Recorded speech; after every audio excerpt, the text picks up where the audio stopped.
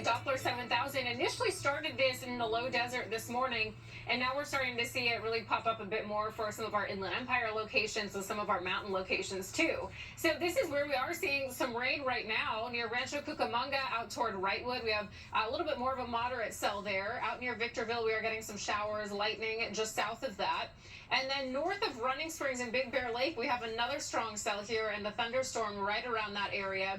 It is calmed down in the Palm Springs area now, but this is where we did have a lot of the activity earlier this morning. And we'll continue on. Another one just popped up here as we head into this afternoon and even into tomorrow. So flood watches are in place for areas that are to the east, out toward the low deserts, into areas of Riverside, San Bernardino counties, and then traveling out toward Arizona. That is where we are expecting the most activity. And some of those are in place through Saturday night, because while most of us will clear out this weekend, there might still be an opportunity as we head into Saturday, at least for the desert locations. So we have a lot more cloud coverage in areas where we have this weather already coming up from the south here, but we do have northern areas that have a little bit more sunshine, and some of those spots are warming up a little quickly here. Beaumont 75 degrees, down toward Hemet 74.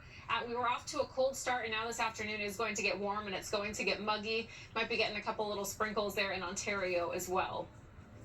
So this is what's happening. We have this low pressure off the coast in the Pacific Northwest, grabbing onto some moisture here from the south, and we have two different systems. This is a much cooler system, and this is much warmer. It is Tropical Storm Priscilla.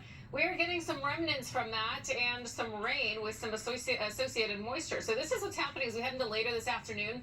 Some of that shower activity is expected to pick up, and still going to be strong cells here at times into the Inland Empire, into Orange County with showers. This is looking at about 9 p.m. tonight, out toward the high desert too.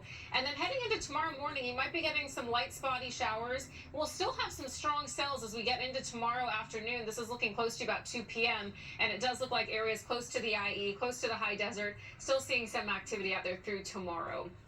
Los Angeles and Orange County, we start to cool off down to mid-70s this weekend. Next week, we have another system. This one's going to be quite different. We're starting off warm and muggy today with this one.